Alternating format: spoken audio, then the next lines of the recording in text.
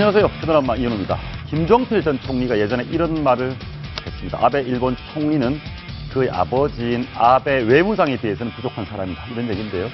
그 아베 총리와 박근혜 대통령 오늘 첫 정상회담을 가졌습니다. 두 정상은 위안부 문제 조기 타결을 서두르기로 합의했습니다. 하지만 우익이 장악한 일본 정치권 또 원칙주의 박 대통령이 결실을 맺기에는 시간이 좀 걸릴 것 같습니다. 잠시 후에 살펴보겠습니다.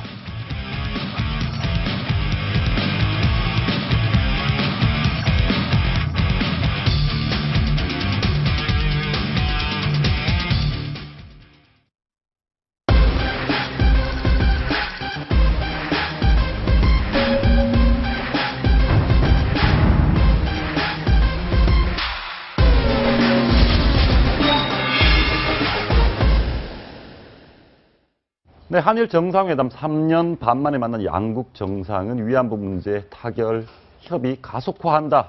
이런 알뜰 모를 듯한 합의를 이끌어냈다고 합니다. 진일보한 것인지 제자리 걸음인지 평가가 분분합니다. 국내 최고의 일본 전문가 두 분, 진창수 세종연구소장, 정재정 서울시립대 교수 모셨습니다. 어서 오십시오. 네, 안녕하십니까. 예, 안녕하십니까. 이런 얘기가 뭔지 모르겠습니다. 네. 협의를 가속화한다. 뭐 의미가 있습니까? 타결하기 위해서 앞으로 협의를 계속해 나가겠다는 의미로 저는 너무 당연한 얘기 아닌가요? 근데 지금까지 한일 관계에서 보면 나름대로는 대립과 갈등이 계속 지속되어 왔기 때문에 대화를 통해서 타협을 하겠다는 의지를 표명했기 때문에 저는 예. 굉장히 진전이 있었다고 생각이 듭니다. 예. 교수님 오늘 정상회담 하기 전에 네. 이런 정도 합의 나올 것 예상하셨습니까? 저는 좀 걱정을 했었습니다. 왜냐하면 일본은 원론적인 얘기만 했었고 예. 종래의 입장에 변함이 없었다고 했었는데 예. 해당 결과로서는 조기 타결을 위해서 협의를 가속화한다 했거든요. 예. 예. 이건 상당한 진전입니다. 상당한 왜냐하면 진전이다. 예. 위안부 문제 자체가 양국 수뇌가 서로 매스컴을 향해서 공중전만 벌여왔었거든요. 예. 이제 서로 마주 앉아가지고 이거 빨리 해결하자라고 하는데 합의한 것은 대단히 큰 진전이라고 봅니다. 큰 진전이다. 예. 예. 네. 소장님은 아베 총리를 네. 개인적으로 좀 아시죠? 네, 뭐 몇 번 만나본 적도 있습니다. 직접 만나본 아베는 어떤 사람이었습니까? 뭐 아베 총리는 사실은 우리가 생각했던 것보다는 신념의 아베보다는 이데올로그 아베보다는 리얼리스트 아베에 저는 가깝다고 실용주의자다? 실용주의에 가깝다고 생각이 듭니다. 그런데 예. 현재 일본의 그 여론이라든지 예. 분위기가 리얼리스트 아베가 적극적으로 나올 수 있는 분위기는 아니다. 그런 의미에서 지금은 신념에 근거한 우파의 이데올로그 아베로서 예. 역할을 하고 있지 않느냐라는 생각이 듭니다. 사람 인간성은 어떻던가요? 인격적으로 분위기, 매너, 뭐 느낌 이런 부분 어떻던가요? 사실은 뭐 아베는 상당히 소탈한 사람이라고 저는 생각이 들고 아베가 소탈하다고요? 네, 소탈하고 이야기를 하면 본인 이야기도 직접적으로 이야기하고 그래서 좀 일본 정치가들은 굉장히 그 파벌의 영수들은 뭔가 이 뒤에 뭐가 있다는 생각이 들잖아요. 예. 그런데 이 사람은 그런 것보다는 가식적인 아베보다는 좀 더 소탈하고 뭐 이야기도 들어주고 본인 이야기도 직접 하고 예. 그래서 저는 생각할 때 박근혜 대통령하고 아베가 개인적으로 만나면 이야기는 잘 통할 거라고 생각이 잘 듭니다. 통합니다. 예. 예. 처음 만나신 건 언제쯤 만나신 건데? 아베가 뭐 할 때 만나셨어요? 아베가 부관방장관 했을 우리로 때 따지면 차관일 때. 네, 차관일 때 그때를 만나서 뭐 이야기도 들어보고 그런 예. 이야기를 그 말씀 했습니다. 들어보니까 부관방 장관일 때 뭐 남북 북한 이런 얘기도 하셨다고요? 네, 북한 이야기인데 오늘 뭐 그걸 이야기하기 위해서 여기 네, 나온 건 알겠습니다. 그러면 아니까. 제가 재미있는 얘기를 들었는데 네. 그 말씀하기는 좀 곤란하신 것 네. 같습니다. 네. 저희가 이제 대일 외교가 지난 20년 동안 계속 악화, 좀 안 좋은 쪽으로 많이 흘러왔는데요. 첫 번째 저희가 한번 보고 싶은 게 김대중 대통령 때 정상회담에서 예. 사과받은 게 굉장히 잘된 회담의 대표적인 것이다. 예. 평가하십니까? 예, 그렇습니다. 예. 저는 대단히 높게 평가합니다. 예. 왜냐하면 예. 1998년에 예. 김대중 오부지 오부치. 예. 회담에서 예. 21세기 한일 파트너십 선언을 하는데 예. 거기에서는 있잖아요. 처음으로 말이죠. 일본이 한국을 식민지 지배함으로써 한국민들에게 다대한 손해와 고통을 끼쳤다는 걸 처음으로 인정했어요. 예. 그리고 거기에 대해서 통절한 반성과 사죄를 한다 이런 표현을 예. 문서로 한 겁니다. 그때까지는 그냥 드라마 형식으로 했었는데 문서로 해가지고 양국 수리가 사인을 했거든요. 그리고 그 당시에 김대중 대통령도 화답을 하는 측면에서 일본의 그러한 역사인식을 받아들이고 또 일본이 전후 평화 국가로서 발전해 온 걸 높게 평가한다고 하는 서로 이렇게 상대방을 인정해주는 그러한 커뮤니케이션을 발표했. 대단히 높은 거라. 오부치 98년 오부치 총리와의 정상회담이 매우 잘 됐다. 그때 처음으로 문서로 네. 일본의 식민지배 사과하고 굉장히 이렇게 했다. 굉장히 좋은 성과인데 어떻습니까? 당시에 이제 김대중 대통령께서 실리 외교를 하셨는데 천황이라고 불렀습니다. 네. 우리나라 사람들 천황하면 다 경기 일으키는데요. 천황 좀 네. 이렇게 논란이 있습니다. 이렇게 불러줘도 됩니까? 뭐 공식적인 입장에서 외교를 하는 입장에서 보면 천황이라고 부르는 것은 당연하다고 봐요. 그런데 이것을 한국의 입장에서 매스컴에서 이야기하거나 개인적인 입장에서 이야기하는 거는 그거는 본인의 신념과 그리고 일본을 바라보는 눈 이런 것들이 함께 있으니까 뭐라고 이야기할 수는 없지만은 외교석상에서는 상대방이 부르는 그런 언어로 불러주는 것이 예의가 아니겠느냐. 그리고 그 예의에 기초를 해서 우리는 뭘 얻어야 되느냐면 우리의 국익에 맞는 것을 얻어내면 되는 거죠. 그래서 외교 현장이라는 것은 상대방을 불쾌하게 만들어서 그러고 나서 여러 가지 갈등을 일으키기보다는 좀 더 좋은 의미로 한국의 입장을 설명할 수 있는 그런 뭐 상황에서 생각을 해본다면 사실은 뭐 호칭의 문제가 아니라 내용에 더 문제가 있지 않느냐. 이때까지 참 좋았는데 그 이후에 이제 이명박 대통령 때 저희는 이렇게 봤습니다. 이명박 대통령이 독도를 전격 방문한 게 초강수로 봤는데 우리 두 분 교수님, 뭐 소장님처럼 일본 전문가, 외교 전문가들은 대체로 다 대통령의 독도 방문은 잘못한 거다. 이런 평가가 부정적인 평가가 많더라고요. 동의하십니까? 그렇습니다. 저도 얻은 것보다는 잃은 게 많다고. 잃은 게 많다. 왜냐하면 독도 문제를 거론할 때 가장 중요한 것은 현재 독도를 우리가 가지고 있다고 하는 거예요. 독도는 우리 영토예요. 그렇기 때문에 독도가 국제 분쟁화되는 것을 피하는 거거든요. 그러니까 일본은 자꾸 흠집을 내려고 하고, 그러니까 대통령이 독도를 방문함으로써 일본의 우익들을 자극을 하고 일본이 자기들 영토라는 주장을 강화한, 그러므로 해가지고 일본 교과서 같은데 독도 기술이 늘어나고 해서 그때까지 일본인들 사실은 독도가 어디 붙어 있는지 모르는 사람들이 거의 90%였는데 일본인의 90%가 독도가 어딘지 몰랐다. 그런데 그 한 사건을 계기로 해가지고 일본 사람들이 전부 다 독도가 어디 있는지 알게 되고 자기들 땅이라고 주장하게 됐다고 하는 그런 것들. 제가 생각할 때는 상당히 그거는 우리들한테 큰 뭐라고 할까요? 부담이 됐다고. 그것이 다음 정권에까지 영향을 주잖아요. 좀 깜짝 놀랐는데요. MB 대통령이 독도를 방문하기 전까지 일본인의 90%가 독도가 어디 있는지도 몰랐다.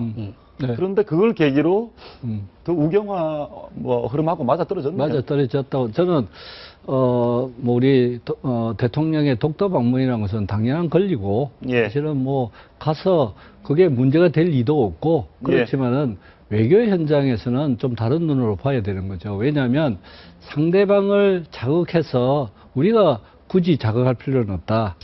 그래서 그런 의미에서 우리가 굳이 자극을 하면 독도 문제는 국제 분쟁화 될 가능성이 높아지고 사실은 지금은 거의 독도가 국제 분쟁화 됐다고 봐야 되겠죠. 우리는 그것을 부정하고 아니라고 이야기를 하고 있지만은 사실은 그 길로 가고 있습니다. 그렇기 때문에 이제는 좀 더 대응의 수위도 높아지고 그렇게 된 거죠. 그런 의미에서 정재정 교수님 말씀하신 대로 독도 방문이라는 것은 저는 마지막 카드로 갖고 있는 게 더 좋았다.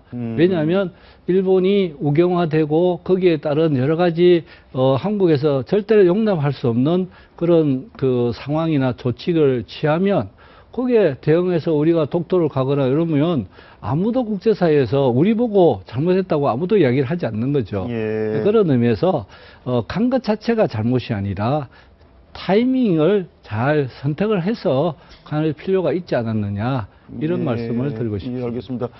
그 이어서 이제 박근혜 대통령은 만남을 위한 만남 그러니까 뭐 성과 없는 무의미한 만남을 하지 않겠다는데 저희가 영상을 한번 보시면 알 수 있을 것 같은데 대체로 너무 냉랭하세요. 고개 돌리고 뭐 쳐다보지도 않고 이쪽에는 웃고 저 멀리 이제 아베 총리가 쳐다보는 게 참 재미있는데 지금 대통령께서 앞만 쳐다보고 계시고 아베는 저렇게 보고 저게 저희가 일부러 저런 장면만 잡은 게 아니라 지난 2, 3년 동안 저 모습 네. 보셨습니다. 네. 어떻게 평가하십니까, 저게? 네.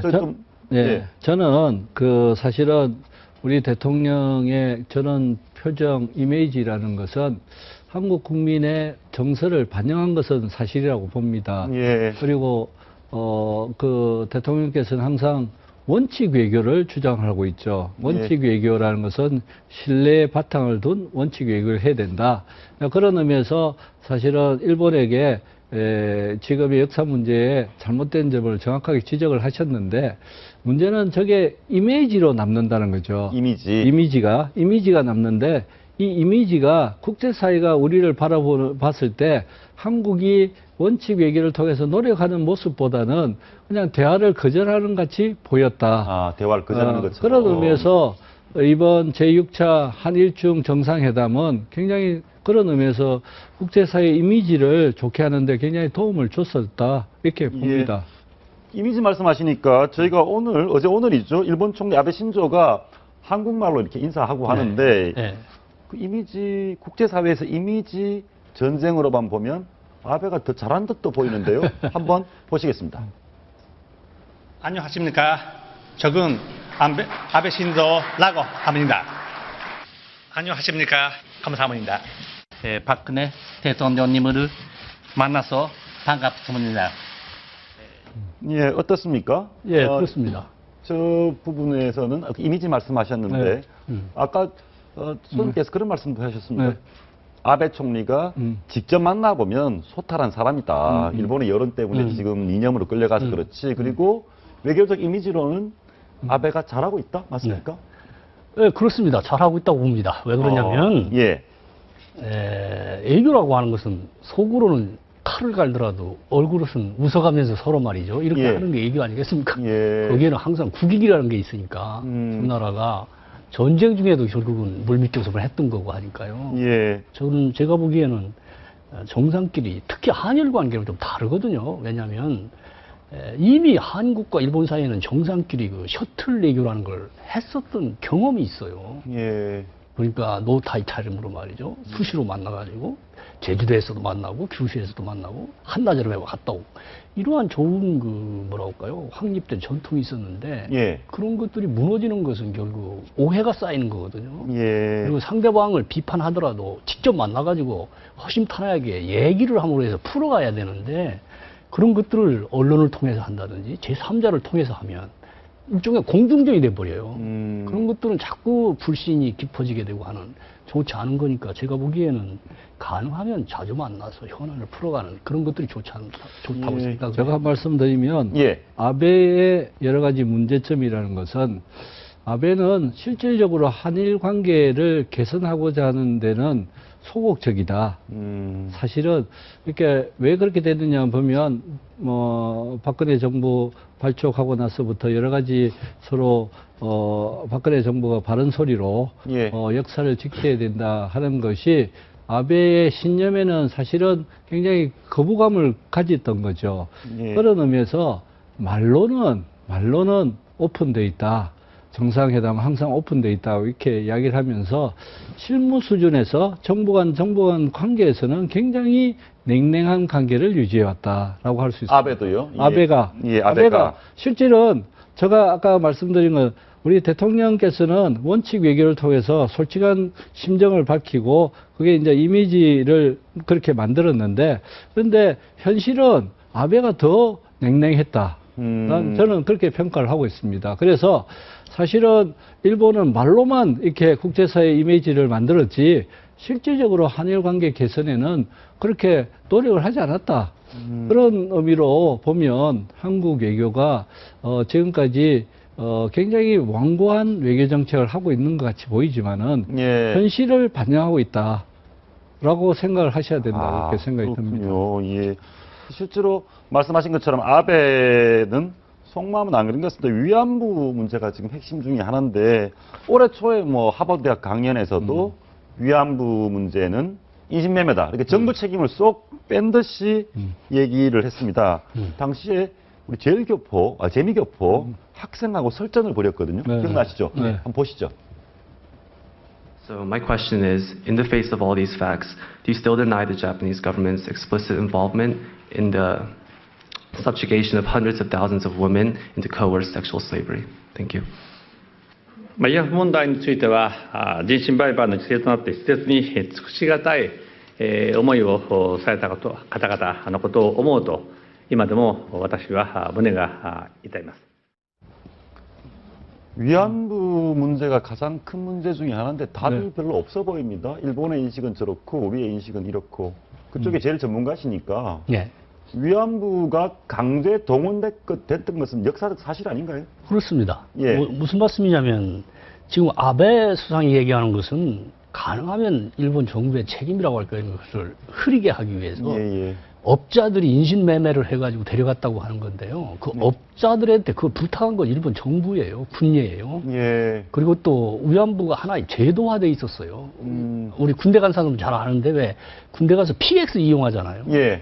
그 PX와 같은 병참의 하나로 위치시킨 적이 있었거든요. 그러니까 그 제도적으로 만들어졌던 그런 게 하나가 있었고 또 그 정기적으로 말이죠. 특히 그 한국에서는 1차, 2차, 3차, 4차 이런 몇 차례 걸쳐가지고 예. 위안부를 모집해가지고 가는데 그 모집할 때 관원이 개입을 해요. 아. 또 현장에서 위안부가 부대를 따라서 이동할 때도 전부 다 군의 병창과 똑같이 군의 수송시설을 가고 또 위안소를 설치하고 운영하는 데 있어서 군이 했거든요. 예. 그러니까 이제 그러한 그 강제성이라고 할까 이런 것들을 부정할 수는 없는 거고요. 예. 그러니까 그 점도 저는 자꾸 얘기를 하다 보면은 어느 정도에서 그런 점에서 의견의 접근이라고 할까 이런 것도 가능하다고 보고. 네. 예.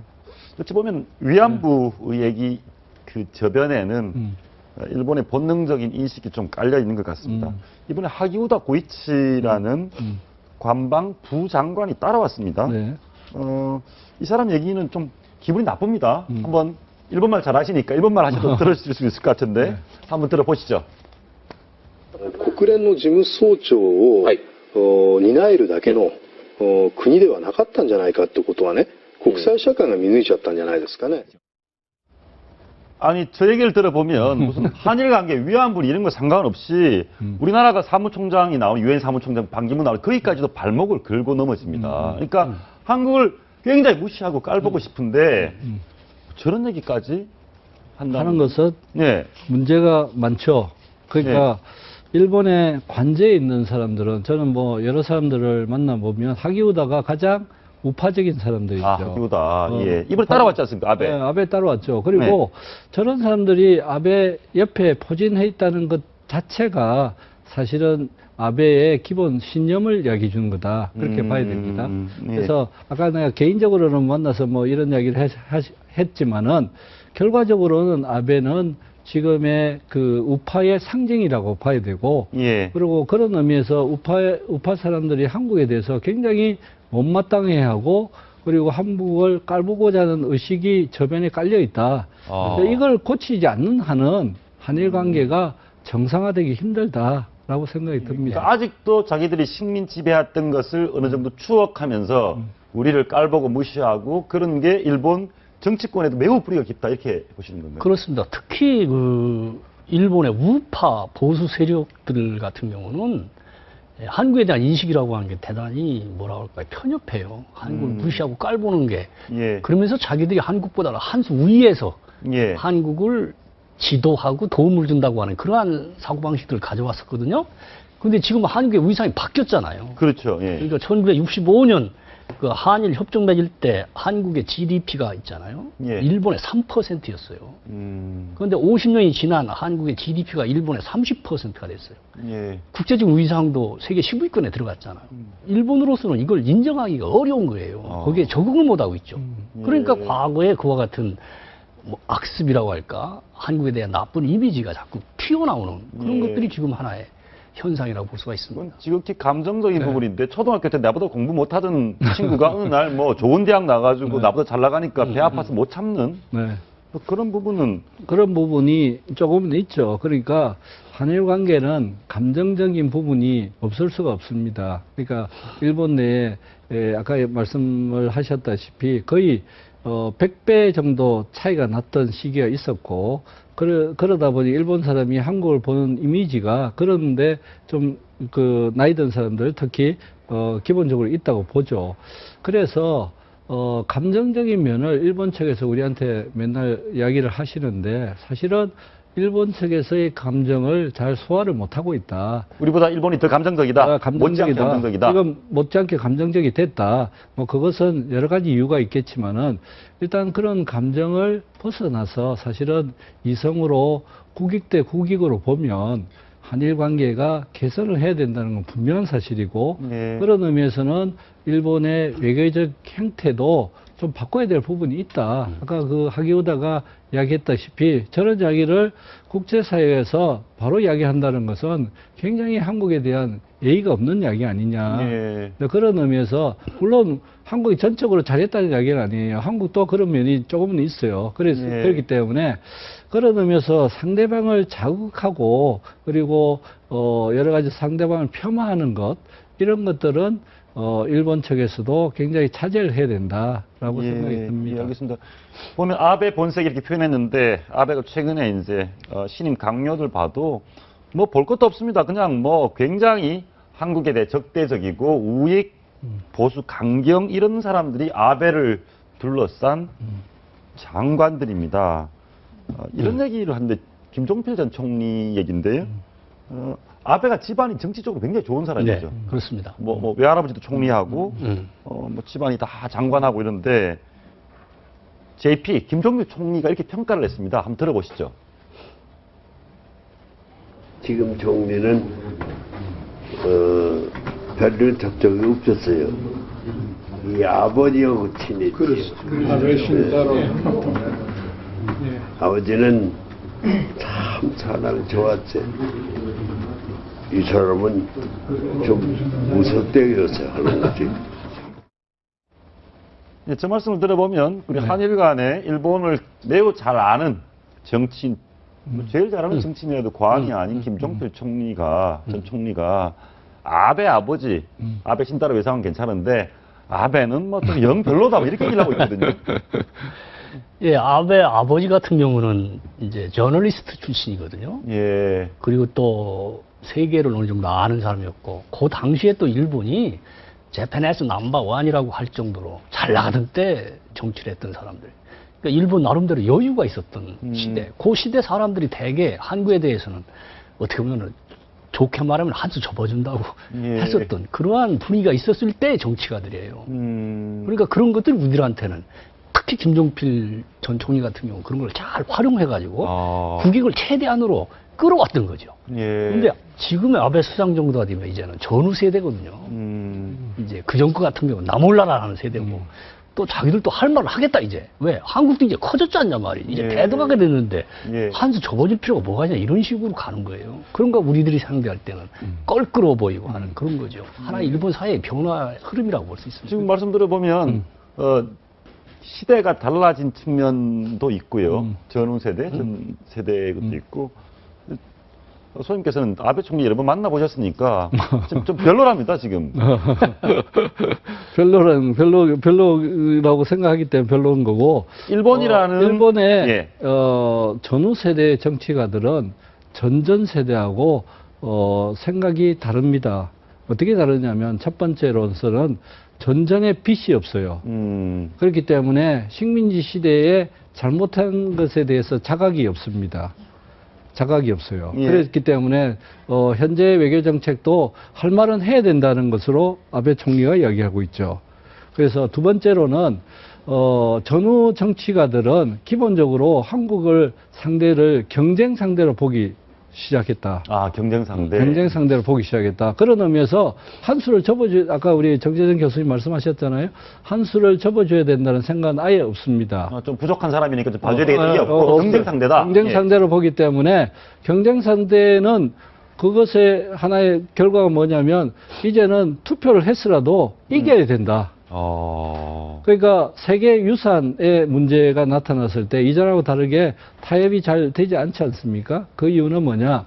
이 전후 세대의 정치가들은 일단 한국을 꺾어봐야 된다라는 생각이 강하다는 거죠. 예. 그런 의미에서 기본적으로 생각이 다르고, 세 번째는 굉장히 그 나름대로 자부감이 강하다. 일본에 대해서 자부심이 강하다. 그렇기 때문에 일본은 전후에 성공한 국가이고, 이 일본의 교훈은 다른 국가에서는 흉내내기가 힘들다라는 프라이드가 굉장히 강하다는 거죠. 예. 그래서 그렇기 때문에 한국과의 관계에서도 그 프라이드를 유지하고 싶은 생각이 있다. 예. 네, 그렇게 되면 한일 관계를 직접 만나서 이야기를 하는 사람들은 굉장히 껄끄러운 감정을 느낄 수밖에 없는 거죠. 예. 그런 게 현재 일본 전후 세대들, 특히 아베 수상 옆에 있는 이런 그 일본의 대신들은 그런 생각들이 지배할 가능성이 높다고 생각합니다. 이건 어떻습니까? 그 하토야마 총리인가요? 전 총리 와가지고 뭐 무릎 꿇고 뭐 신발도 구두까지 벗고 절하지 않았습니까? 예, 그렇습니다. 그런 양심적인, 우리 입장에서 양심적인 거죠. 나름대로 일본의 죄, 자기들의 범죄를 인정하는 그런 일본인들, 일본 학자들 양심 이렇게 소수인가 보죠, 매우. 그렇지도 않습니다. 꽤 있습니다. 사실은 지금 아베 정권이 지금 현실 정권을 잡고 있지만요. 아베 역사 인식에 대해서는 일본 사람들 중에서 한 50% 정도는 반대하고 있어요. 일본의 50%가 아베를 반대한다고, 역사 인식을? 아베 같은 역사 인식을 반대한다니까요. 그러니까 식민지 지배에 대해서는 잘못했다 사죄하고 반성하고 한다고요. 그런데 우리들은 아베한테만 초점을 맞추니까 일본 사람이 다 그렇게 생각한다. 그거는 좀 우리 생각이 잘못된 거예요. 그러니까 이제까지 우리가 해왔던 것처럼 그 반 정도의 우리하고 역사 인식을 상당히 근접해 같이 할 수 있는 사람들, 이런 사람들을 염두에 두고 일본에게 우리에게 메시지를 전하는 말이죠. 그런 게 필요해요. 그 하토야마 같은 경우도 일종의 그러한 흐름의 하나의 선상에 있다고 봐요. 예, 알겠습니다. 다시 관계는 마지막으로 이 질문 하나 드려보겠습니다. 우리 지금 오늘 두 분 말씀 들어보면 이번에 이제 아베와 박근혜 대통령 만난 게 꽤 진전이 이루어진 거다라고 하셨는데 앞으로 그럼 우리 어떻게 됩니까? 저는 생각할 때 이번 정상회담이 왜 진전을 이뤘다고 말씀을 드린 이유는 근거는 뭐냐라고 하면, 이번 정상회담은 해결책을 내어서 거기서 타협을 해서 결착을 할 수 있는 분위기도 아니고 그걸 할 수 있는 상황도 아닙니다. 그런 의미에서는 이번 정상회담은 한일 관계 개선을 위한 실마리를 마련하는 회의였다. 그런 의미에서 사실은 실마리를 마련했고, 그 실마리를 이거 어떻게 의지를 갖고 그다음에 능력을 갖고 실현을 시키느냐, 액션을 해서 실현을 시키느냐는 것이 과제로 남아 있다고 할 수 있습니다. 알겠습니다. 교수님, 마지막으로 똑같은 질문 드리고 싶은데. 제가 일본 미워하지 말까요? 기분 나쁜데요? 제가 보기에는 있잖아요. 지금 한일 관계를 개선하는 데 있어서 가장 중요한 것은 뭐냐면 양국 순회의 결단이에요. 정치적 결단이 남아 있거든요. 그런데 오늘 최대 현안이라고 할 수 있는 위안부 문제를 조기 타결하기 위해서 협의를 가속하자 했거든요. 난 밑에 사람들이 그 말을 받아들여가지고 적극적으로 협의할 필요가 있고, 그럴 때 사실은 우리나라의 숙제가 있어요. 무슨 말씀이냐면 우리 내부에서 의견 조율도 상당히 필요해요. 예를 들면 일본이 우리가 요구하는 사람 어느 정도 들어줬다 칩시다. 그걸 가지고 우리 할머니를 지원하는 NGO 단체를 설득해야 돼요. 우리가 100% 다 못 받아내잖아요. 그랬을 경우, 야, 우리는 이 정도다 라고 하는 걸 해가지고 국민들이 거기에 동의할 수 있는 내부 분위기를 만들어가는 게 대단히 중요하다고 봅니다. 외교가 타국과의 관계도 중요하지만 내부 정리도 중요한 것 같습니다. 오늘 말씀 감사합니다. 감사합니다.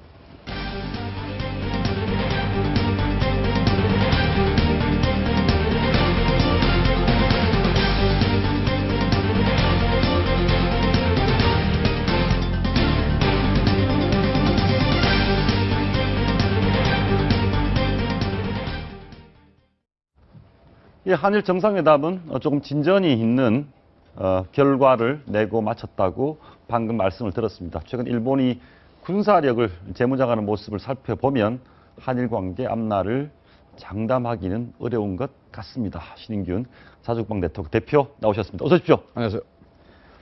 오늘 한일 정상회담을 해서 기대를 좀 했는데 여전히 찜찜한 배경에는 아베 총리가 그 731인가요?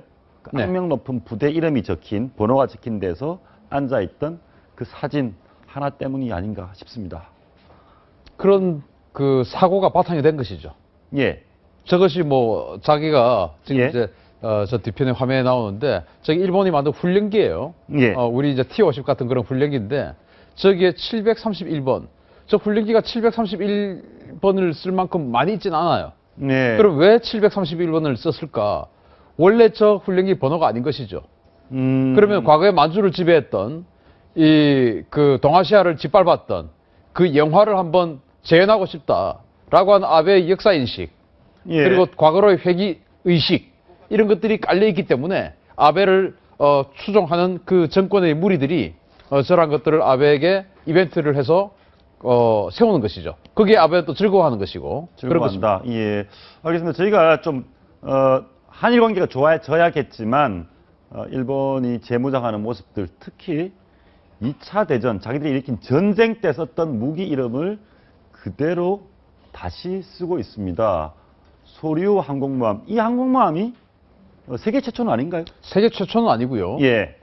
세계 최초, 일본 최초의 항공모함입니다. 예. 그런데 일본이 그 항공모함이라는 것이 사실은 일본이 가장 먼저 도입한 그런 나라에 속하니까 일본 최초로 한 것은 뭐 세계에서 가장 선도적인 그런 항공모함이었다라고 할 수는 있는데요. 예.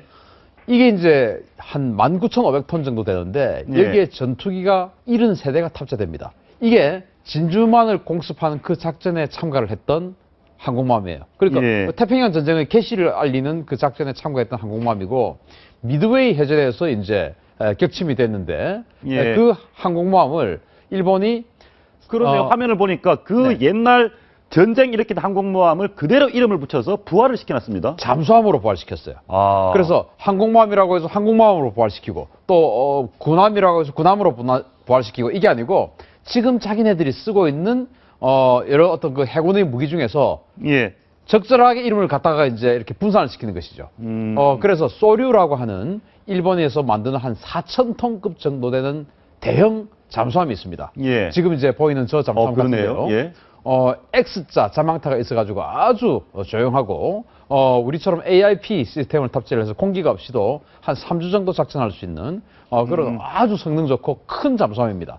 우리는 지금 뭐 2020년대 초반까지 한국형 잠수함 그래서 3,000톤급 잠수함 개발한다고 이제 지금 막 그러고 있지 않습니까? 예. 근데 일본은 이미 저 4,000톤급 잠수함을 만들어서 지금 이 대한해협 뭐 동해 이런 곳에 작전하고 있겠죠. 저 예. 잠수함의 이름이 소류입니다. 소류. 바로 진주만 공격했던. 기습을 했던 그 작전에 참가했던 항공모함을 일본이 잠수함으로 부활시켜서 예. 다시 한번 그 해군의 위력을 한번 떨쳐보겠다. 그런 느낌을 저는 지울 수가 예, 없습니다. 그러니까요. 상당히 그 감정적으로는 좀 불편한데 네. 가가라는 항공모함도 자기들이 일으킨 전쟁 때 쓰던 항공모함 아닙니까? 가가. 카가. 예. 이제 카가인데 아까 나왔던 그 소류 항공모함보다 이건 카가는 훨씬 큽니다. 예. 39,000톤이니까 한 이 2배 모습이 위에서 찍은 거죠. 2차 대전 때 썼던 썼던 아, 예. 그것은 그렇군요. 이제 위에서 찍은 건데 그것은 예. 칼라로 재현한 사진입니다. 예. 그리고 이제 이 만재 배수량이 39,000톤이니까 한 2배 정도 크기 되죠. 예. 이 카가가 바로 진주만 공습을 할 때 소류 같은 그런 함대를 이끌고 나가는 기함이었습니다. 최고 대장함이었죠. 그래서 예. 진주만 공습의 최서봉에 섰던 그런 그 항공모함이 되겠고 또 오늘 뭐 한중일 정상회담 하는 마당에 이런 이야기 하는 것이 조금 불편할 수도 있겠지만 이 카가가 바로 상하이 사변 때 중국을 상해를 폭격했던 상해 앞바다에서 상해를 폭격했던 그 항공모함이 카가입니다. 예. 아니 근데 대표님 이제 이 항공모함이 카가라는 이름이 네. 중국을 침략했던 그 이름인데 그 네. 항공모함인데 이 이름을 그대로 써서 현대적인 다른 무기에 붙이면 중국 사람들 우리한테 매우 자극하는 것 아니겠습니까? 기분 나쁘죠. 예. 네, 그래서 이 카가가 바로 이즈모라는 항공모함 많이 들어보셨죠? 많이 들어봤습니다. 그 예. 이즈모의 두 번째 그 함이 카가입니다. 아. 27,000톤.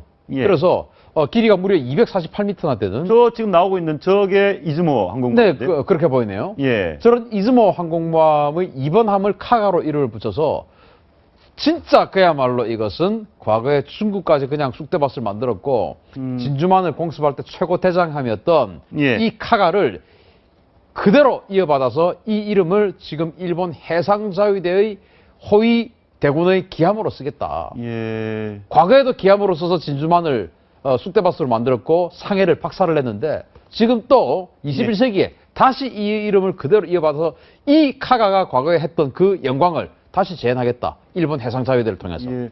그런 마음이 아닐까 싶습니다. 본인들은 주장이 뭐 헬기 호위함이다라고 하는데 그건 무슨 얘기입니까? 헬기 호위. 예. 일본은 지금 이제 헌법에 의해서 다른 나라를 선제 공격할 수 없는 그런 상태 아니겠습니까? 예. 그래서 항공모함이라고 하는 것은 가장 공격적인 무기거든요. 항공모함은 멀리 가서 전투기를 띄워서 폭격하겠다. 뭐 그 제공권을 장악하겠다. 이런 무기 체계가 바로 항공모함 예, 아니겠습니까? 예, 그래서 예. 일본의 헌법상으로 항공모함을 가지면은 헌법을 부정하는 것이 되는 것이죠. 그래서 일본은 항공모함을 만들어 놓고도 그것을 호위함이다. 예. 즉 구축함이다. 이렇게 말을 하고 있어요. 그게 헬기를 탑재하는 잠수함 탐지한 호위함이다. 이렇게 거짓말을 하고 있는데 저 카가, 이즈모 이런 항공모함에 얼마나 어떤 비열한 수법이 숨어 있냐면은 구축함이면은 자기가 쓰는 기름만 들어가야 되지 않겠습니까? 예. 그런데 저 구축함에 80만 갤런의 보조 연료 탱크가 있습니다.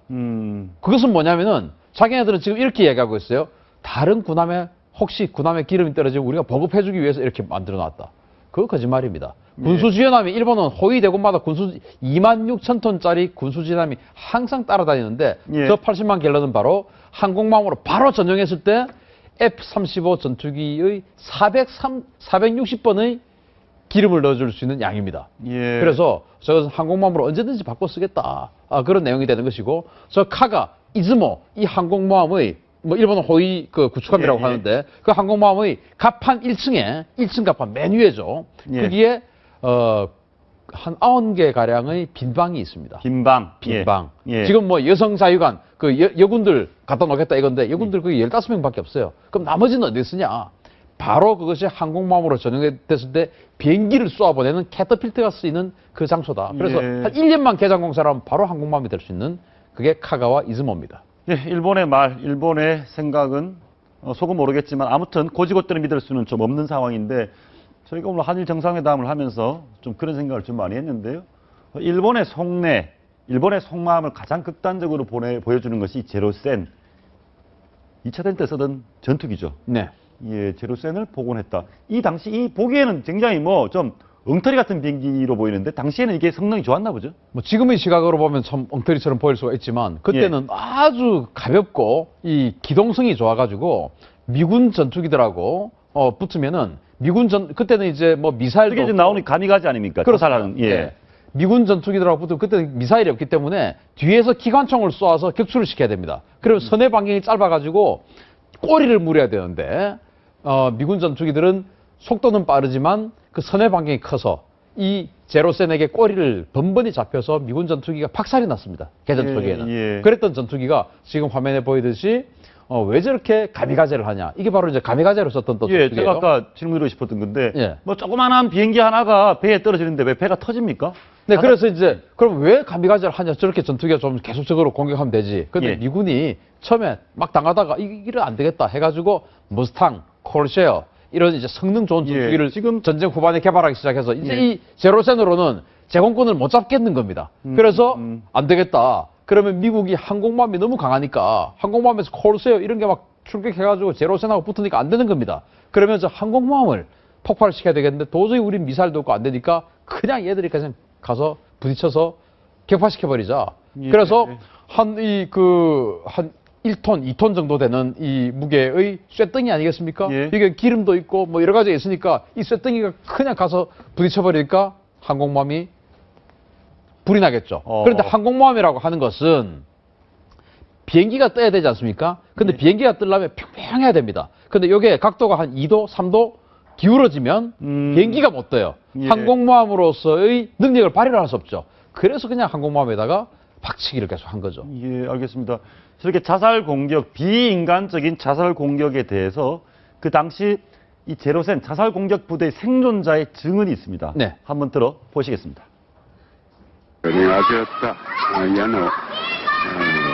ことを経験させたくないな、自分の体、生命を大事にするということをなんとか子供たちに。 예, 저 말씀을 들어보면 저 생존자 얘기는 이런 것 같습니다. 저런 일을 해서는 안 된다. 그리고 이런 표현이 있습니다. 인간을 버린 광기의 산물이 제로센이다. 자살 폭격기. 예, 이런 비행기 이름을 굳이 또 복원을 했습니다. 네. 애국심입니까? 군국주의입니까? 저는 그 애국심을 가장한 군국주의다 그렇게 봅니다. 예. 지금 이제 저 바닷속에 빠져 있는 이 그 제로센을 굳이 건져서 예. 바닷속에 빠져 있으니까 얼마나 많이 그 염분에 의해서 부식됐겠습니까? 예. 그것을 다 지금 이제 화면에 나오고 있죠. 복원을 했네요. 네. 그래서 저 비행을 해야 되는데 저는 우리 이 방송이 저는 김정은만 우리 그 채널의 방송을 열심히 본 줄 알았는데 일본도 좀 보나 봐요. 예. 우리가 이 쾌도남마 시간을 가지고 저 제로센의 어떤 그 비행 이야기를 많이 했지 않습니까? 예. 나쁘다라고 이야기했지 않습니까? 아직 비행을 못했어요. 원래는 지난 8월 달에 비행을 하는 계획이었는데 예. 아직 비행을 못했어요. 여러 가지 이유가 있습니다. 조종사를 구하지 못한 측면도 있고요. 예. 조종사가 사실은 바닷속에 60년 동안 있던 것을 갖다가 다시 꺼내가지고 비행을 하려고 하면은 좀 겁나지 않겠습니까? 예. 그런데 지금 움직이는 저 비행기는 복원한 비행기는 아닌가 보죠. 저건 복원한 비행기가 아니죠. 아, 예. 무늬만 비슷하게. 그렇죠. 예. 레플리카라고 하는 그런 비행기고 예. 진짜 제로센을 꺼내서 제로센에 있었던 엔진하고 똑같은 걸 넣어서 완전히 2차 대전 때 썼던 거하고 똑같은 모습을 성능을 가진 것이 진정한 제로센 아니겠습니까? 예. 저것은 뭐 요즘 엔진 갖다 놓고 한 그런 거니까 조종사를 못 구합니다. 그리고 여러 가지 안보법제나 이런 이슈에 의해서 주변국에서 워낙 여론이 안 좋으니까 이것마저 하면은 안 되겠다라고 해서 억제를 하고 있다.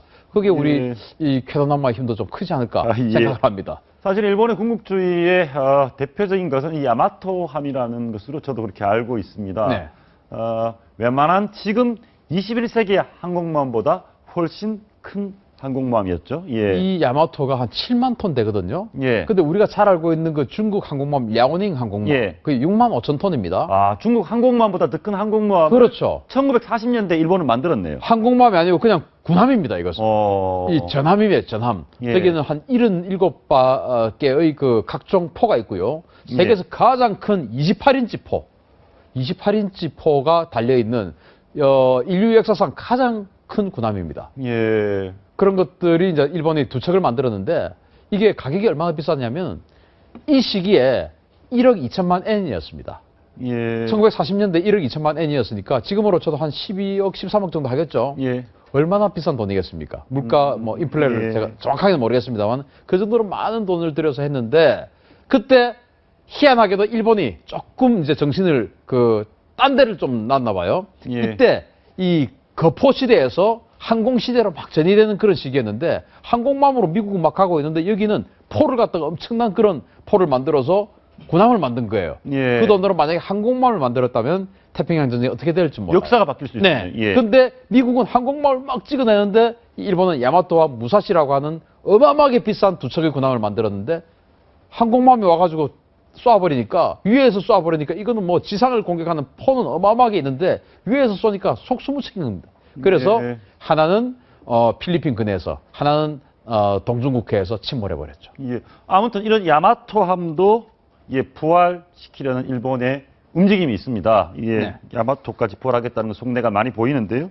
우리 한국하고 일본 전력을 바로 비교할 수는 없겠죠. 그렇지만 어찌됐건 이제 2차 대전의 전쟁 무기를 부활시키고 있는 일본을 비교해 보면 전반적으로 한국이 해군력에서 굉장히 딸리는 것으로 나오고 있습니다. 이 정도 일본 전력이면 거의 뭐 세계 최강은 아니겠죠. 미국 다음, 프랑스 다음.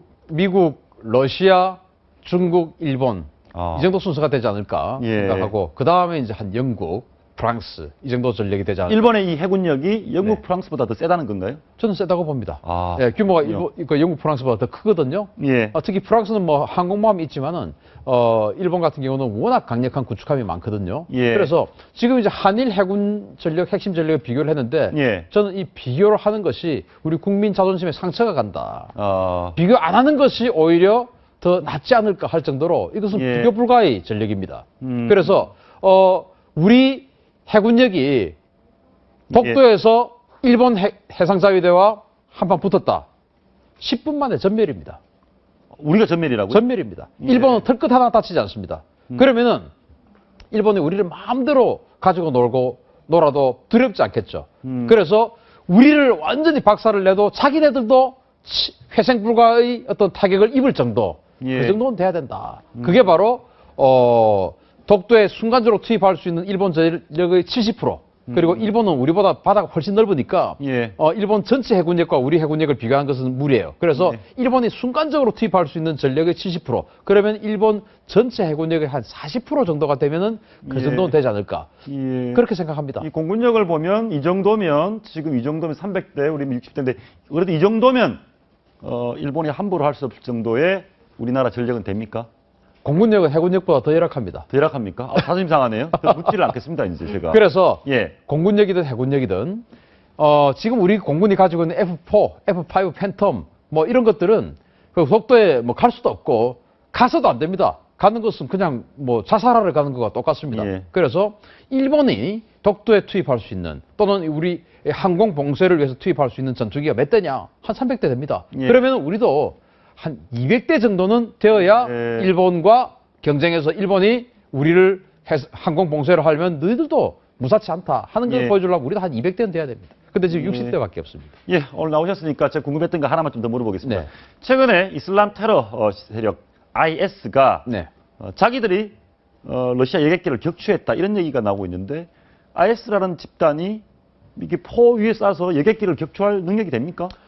전혀 없지는 않습니다. 그렇군요. 예를 들어서 IS가 시리아군과 이라크군을 쫓아내고 그 지역에 있던 무기들을 자기가 다 지금 노획했지 않습니까? 예. 그러면은 이라크가 가지고 있던 또는 시리아군이 정규군이 가지고 있던 그 지대공 미사일을 노획하면 쓸 수 있거든요. 예. 그런데 이 어깨에 매는 휴대용 지대공 미사일로는 지금 여객기가 9km 상공으로 지금 날아가는데 거기까지 하늘로 올라갈 수가 없습니다. 예. 그러면은 SA-2 뭐 이런 그 기지가 있는 지대공 미사일을 IS가 가지고 있다면 격추시킬 수 있어요. 예. 그런데 그런 기지가 예. 있다면은 러시아든 미국이든 인공위성을 통해서 그 기지를 당연히 알고 있겠죠. 예. 그러면 그 기지 상공으로 이객기가 안 가겠죠. 그래서 저는 IS가 격추를 했다고 보기에는 조금 무리가 있지 않느냐. 그럼 왜 IS는 내가 했다라고 주장하느냐. 예, 예. 원래 IS는 공포를 주어서 막 자기 편을 좀 끌어들이고 하지 않습니까? 예. 그런데 지금 여객기가 격추됐는데 아무도 누가 했는지 몰라.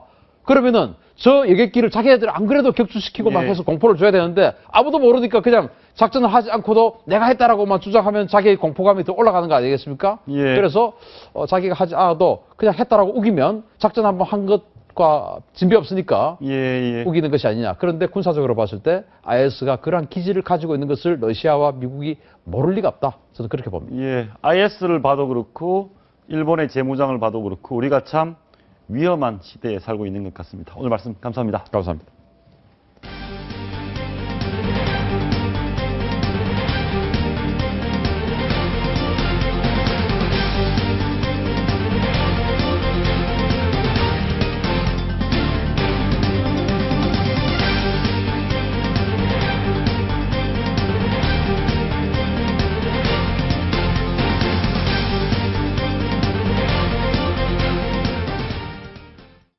네, 3년 반 만에 한일 정상회담 좀 전에 끝났고요. 그 내용도 저희가 한번 짚어봤습니다. 그런데 과거에 이런 회담 가운데 가장 평가가 좋았던 것이 1998년 김대중 대통령 때인 것 같습니다. 그 외에 우리 정치권 이슈 한화갑 한반도 평화재단 총재와 함께 말씀 나눠보겠습니다. 어서 오십시오. 네, 안녕하십니까.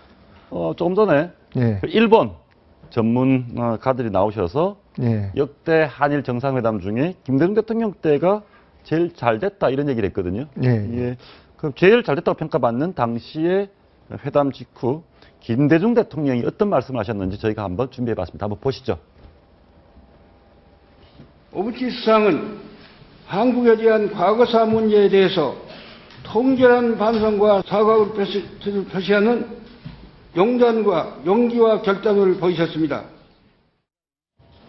네, 오랜만에 제 영상을 보니까 감회도 새로운데요. 네. 원래 뭐 김대중 대통령이 외교를 잘 했나요? 어찌돼 당시에 성과가 좋았던 이유가 따로 있었습니까?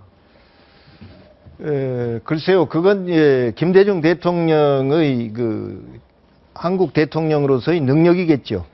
애국심과 능력의 발로죠. 저는 그렇게 보고 있고요. 예. 그리고 특히 중국하고 일본에서 물론 미국도 그렇습니다. 예. 역대 그 한국의 대통령들과 김대중 대통령을 보는 시각이 다릅니다. 예. 예. 왜 그러냐면 일본의 경우는 말이죠. 73년 납치 사건 이후 말이죠. 예. 계속해서 이 김대중 대통령의 인권에 대해서 처음에 다시 일본에 보내라는 식으로부터 시작해서 관심을 가진 나라고 예. 일본 국민들도 김대중 대통령이 일본에 와서 국회의원에 입후보하면 당선된다. 그런 말이 있었습니다. 그렇습니까? 예. 그래서 항상 그 김대중 하면은 일본 사람은 아니고 한국 사람이지만 그래도 우리나라와 이 좋은 관계가 있는 사람. 예. 김대중 대통령이 일본에 와서 출마할 때 일본 국회의원이 된다? 그런 예. 말이 있을 정도? 예, 그랬습니다. 일본 국민들 중에 말이죠. 그래서 뭐 일본 혹자는 뭐 김대중 대통령도 좋은 의미 친일파다 이런 얘기도 하더라고요. 그런 좋은 의미의 친일파 같으면 국익을 확보하는 데 도움이 되죠. 예. 그리고 중국만 하더라도 그때 당시 그 강택민이나 이 주룽기 총리 예. 이런 사람들이 그러니까 1994년에 김대중 대통령이 중국 방문하셨을 때요. 그렇게 거의 지금 저도 국빈관에 모셨잖아요. 그때는 뭐 개인 자격으로 갔는데. 예. 그러고 또 그 다음에 1995년에 방중했을 때에는 주룽기 총리가 15분 만나기로 해놓고요. 1시간 가까이 얘기하다 갔습니다. 그래서 이 김대중 대통령의 그 순환사, 예, 또 정치인으로서의 그 기구한 운명, 또 민주주의를 위해서 독재와 싸웠니? 이런 것들이 결국 아무리 공산국가라 하더라도요. 그런 인정하고 이 개인으로서 이 존경심을 갖게 된 거죠. 예. 이것이 이 김대중 대통령이 이 대통령도에서 외교하는데 보탬이 됐다. 예, 저는 그렇게 봅니다. 그리고 미국하고 관계도 클린턴 대통령이요. 그때 남북 문제는 완전히 김대중 대통령이 결정한 대로 우리가 밀어주겠다. 그렇게 해서 전혀 잡음 없이 거의 무조건 클린턴 대통령이 김대중 대통령의 대북 정책을 밀어줬지 않습니까? 예. 이것이 이 김대중 대통령이 이 정치인으로서 겪은 순환과 또는 죽을 고비를 4번, 5번 넘긴 말이죠. 예, 그런 경력들이 외국의 지도자로부터 또는 일본 국민으로부터 존경을 받은 그 결과다. 저는 그리 봅니다. 예. 그런데 김대중 대통령께서 풀어야 될 숙제가 1차 방정식이었으면 지금은 2차쯤 풀어야 될 것 같습니다. 네. 그 당시에 비해서 뭐 독도 문제도 그렇고 위안부 문제도 그렇고 더 힘들고 어려운 숙제를 박근혜 대통령이 갖고 있는 것은 사실이지 않습니까? 그렇습니다. 그러나 이 문제는요. 예. 지금 당장 해결될 문제가 아닙니다. 그리고 박근혜 대통령식으로요. 위안부 문제 해결 없으면 우리 정상회담 안 한다. 예. 이렇게 해버리면 퇴로가 없어요. 예. 안 그렇습니까? 그러니까 이 문제는 현안 대로 말입니다. 끌고 가면서 국제적인 압박이나 이 일본의 양심 있는 세력들의 압박을 가하면서 우리가 이 일본 관계를 이롭게 우리나라 국익을 위해서 보탬이 되는 방향으로 유지를 해야죠. 예, 그것이 외교 아닙니까? 예, 그래서 지금 요번에 이 한중일 3국 그 회담을 통해서 말이죠. 앞으로 이제 이 미래 지향적으로 몇 가지 합의 사항을 실천하기 위해서 노력한다 이것이요. 저는 이 좋은 징조라고 그리 보고 있습니다. 이 한일 사이에서도 한일 양국 정상도 위안부 문제 조기 타결을 위해서 협의를 가속화하겠다 이런 정도까지의 진전은 이루어졌습니다. 그러나 일본에서요. 그건 노력한다겠지 노력 안 한다는 말은 없습니다. 그러면서 자기 주장만 하는 건데 그리고 김대중 대통령 때나 그 전에는요. 일본이 이렇게 말입니다. 우경화되어 있지 않았습니다. 그렇죠. 그리고 독도 문제도 이렇게 현안처럼 막 불거져 가지고 더구나 위안부 문제도 그때는 없었잖아요. 이런 것들도 이제 이 한일 관계에 있어서 좋은 그 이 여건이 돼 있었던 때죠. 아니 일본이 불과 15년 사이에 이렇게 어찌 보면 뭐 굉장히 나쁜 쪽으로 굉장히 한국을 미워하고 이렇게 아주 우경화된 이유는 뭘로 보십니까? 저는 이렇게 봅니다. 개인적으로. 뭐 역사학자들이 어떻게 평한지 모르겠는데요. 우선 두 가지 면에서요. 일본이 부상하는 과정을 보면요. 일본은 아시아에서 맹주 노릇을 했지만 아시아하고 동맹 맺어본 적이 없습니다. 한반도를 식민지화 할 때는 미국하고 동맹을 맺었지 않습니까? 어쨌든 이 테프트 카츄라 어그리먼트 이거 가지고 그 다음에 이제 이 로일 전쟁 때는 영국하고 동맹을 맺었지 않습니까? 또 그리고 2차 대전 때는 이제 이태리 독일하고 말입니다. 이 삼국 동맹을 맺었잖아요. 그래서 이 일본은 언제나 구라파 쪽 이 아시아 밖의 나라하고 손을 잡고 아시아를 공략했습니다. 그러니까 아시아를 무시한 거예요. 언제든지 너희들은 말이야, 우리가 맘만 먹으면 공략의 대상이다. 그리고 지금은 이 2차 대전 당시 미국을 상대로 싸웠다는 그런 자부심 가지고 있잖아요. 예. 아까 신흥준 선생님이 얘기한 데 보는데 2차 대전 당시 그 큰 미국을 상대로 일본이 전쟁을 할 만큼 비행기라든지 해군 함정이라든지 그렇죠. 무기 이런 거 다 가지고 있었잖아요. 예. 그때 이 아시아에서 그런 무기 가진 나라 있었습니까? 아예 없었죠. 없었죠. 그래, 이런 것들이 일본 사람들이 자부심을 갖는 거고, 예, 그 다음에 한반도는 자기네들이 지배한 나라예요. 중국도 쳐들어가서 이긴 나라예요. 그러니까 우월감을 가지고 있는 거예요. 그런데 지금 한반도가 분단돼 있지만은, 근데 우리가 경제적으로 이 예. 두각을 나타내고 이러니까 말이야. 아니, 조생진들 저것들이 말이야, 우리를 따라와? 이래서 막 기분 나쁜 거예요. 그러니까 저들을 따라오게 놔두면 안 된다. 이런 심리가 있는 것 같고, 중국이 일어나니까 중국에 대해서도 그런 감정이 있죠. 우월감이. 예. 근데 이젠 G2가 됐어. 예. 일본을 능가했어. 예. 이 경제적으로 말이죠. 이렇게 되니까 이제는 중국하고 맞대기를 할 수는 없는 거예요. 예. 그러니까 미국하고 이제 손잡고 중국을 지금 어떻게 보면 말입니다. 미국을 위해서 일본이 우리가 이거 중국 맡을 테니까 우리한테 맡기라고 이런 식 아닙니까? 예. 예. 그리고 심지어 이 어디 저 미군이 갈 때는 자기네들이 먼저 가서 말입니다. 미군 대신 싸워주고 말이죠. 지금 마치 미국의 용병 노릇을 자처하고 나온 거예요. 예, 뭐 어떻게 보면 똘만이고 어떻게 이렇게 보면 나왔어요. 하수인처럼. 예, 그러니까 미국하고 손잡으면 구라파는 이제 미국하고 대결 안 할 테니까 세계 어느 나라 가든지 자기네들이 말이죠. 맹주 노릇 할 수 있다는 그런 그 뭐랄까 그 내셔널리즘이랄까 일종의 예. 그런 생각을 가지고 있는 것 같아요. 일본 사람들이. 그러니 우리 한국 이렇게 우러러보고 아 이거 우리 한국한테 잘 보여야지 이런 생각 하겠습니까? 예. 예. 심지어 이 남북 문제가 어떻게 된다든지 북한의 문제가 되면 차이대가 가겠다 이거요. 예. 예. 이 얘기는 한국을 무시한 얘기입니다. 너희는 론외다 이거요. 예. 그러고 말이죠. 그렇게 되면 어떻게 됩니까? 미국이나 이제 일본이 북한에 무슨 정변이 나서 폭격하고 그렇다면 러시아나 중국이 가만히 있겠습니까? 예. 예. 그럼 그 사이에 이제 남북이 죽어나는 거죠. 전쟁터가 되고. 그러나 일본은 말입니다. 자기의 과거 영광을 다시 찾아보겠다. 이거 우리 그런 거 아닙니까? 예. 이런 데로 가고 있다는 거 우리가 알아야 돼요. 그래서 일본에 대해서는 우리가 항상 이 세계 각국에 대해서 다 인정하는데 일본에 대해서만 말입니다. 내려다보려고 하면서 외놈 그러고 있어요. 그래 일본 긍정해야 됩니다. 사실 그대로 긍정하고 말입니다. 그 속에서 우리의 대체 방안을 찾아내는 지혜를 만들어내야지요. 예. 지난 한 20-30년 돌이켜보면 한국은 이렇게 떠올랐고 일본은 약간 기울었던 것이 사실입니다. 일본이 떠오르더라도 우리가 이제 예상 외로 예. 일본을 따라잡은 면도 있지 않습니까? 예, 예. 이런 것이 일본은 기분 나쁜 거죠. 예. 예. 예. 우리가 따라잡는 게 기분 나쁘다. 아니, 참 방법이 없네요. 그러기 때문에 우리가요 지혜로워야 됩니다. 예, 일본을 다루는 데 있어서 지금 일본은요 미국하고 손잡았으니까 거칠 것이 없어요. 제가 볼 때. 예, 그럼 우리는 말입니다. 이 일본하고 대결됐을 때 미국이 그래도 우리 우방인데 우리 말 한마디나 안 봐주겠냐 이런 생각한 사람 있을 거예요. 천만의 말씀이요. 예. 지금 이 미국이 말입니다. 세계 공략하는데 한국하고 일본이 대등하게 비교나 됩니까? 일본은 월등한 위치에 있습니다. 이 아시아에서 이 미국이 대아시아 정책 논할 때 한국 이래 국방부 장관이 오면은 무슨 뭐 우방이네 이러지만요. 미국서 아시아 문제 얘기할 때는 일본 문제뿐이에요.